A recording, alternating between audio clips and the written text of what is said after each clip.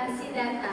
Purifikasi data atau data purification adalah proses membersihkan dan memvalidasi data untuk memastikan kualitas dan akurasi informasi yang akan digunakan dalam analisis, pengambilan keputusan atau pemrosesan lebih lanjut.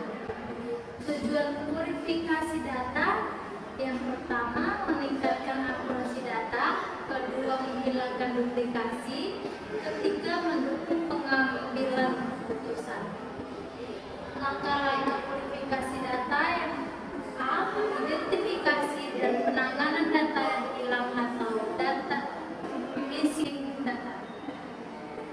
Yang B. Mengatasi data duplikat, identifikasi duplikasi. Yang C.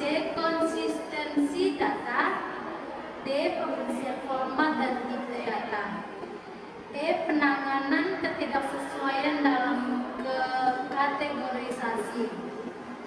3. Teknik purifikasi data. Yang pertama, statistical outlier detection, machine learning algorithm. Yang ketiga, data profiling. Melakukan proses verifikasi administrasi. Verifikator mencocokkan lembar kerja tagihan dengan bukti pendukung hasil entry rumah sakit.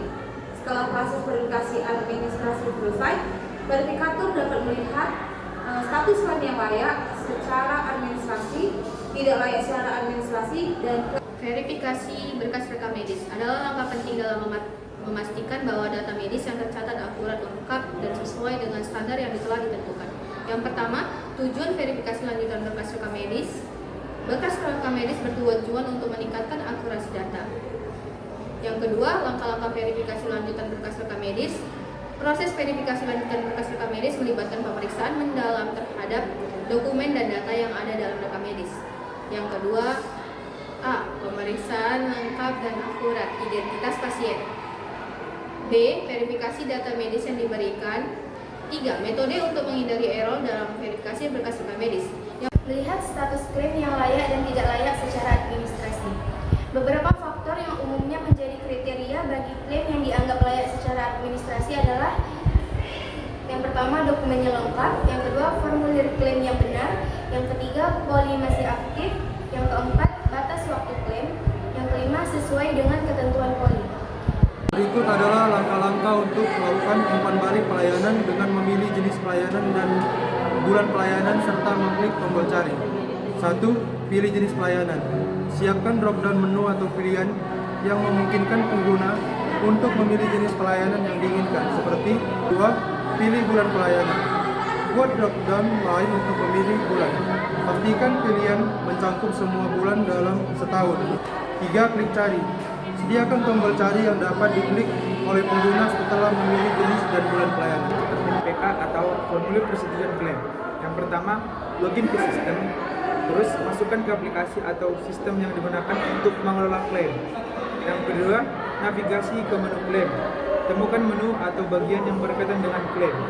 Yang ketiga, pilih formulir persetujuan klaim, lalu cari opsi untuk melihat atau mengelola formulir persetujuan klaim. Yang keempat, tampilkan detail klaim. Setelah menemukan klaim yang ingin dicetak, klik pada detail klaim tersebut untuk membuka informasi lengkap. Yang kelima, cek status dan informasi. Pastikan bahwa semua formulir dalam informasi persetujuan klaim sudah benar dan lengkap. Yang keenam, pilih opsi cetak. Mencari tombol atau opsi yang bertulisan cetak, print atau unduh FPK. Yang ketujuh, konfirmasi dan cetak. Jika diminta dikonfirmasi pilihan Anda untuk mencetak. Yang kedelapan, simpan salinan, yaitu jika Anda mengunduh sebagai PDF, simpan file tersebut di lokasi yang aman untuk referensi di masa mendatang. Yang kesembilan itu tanda tangan. Jika ada kolom yang memerlukan tanda tangan, pastikan untuk menandatangani formulir tersebut.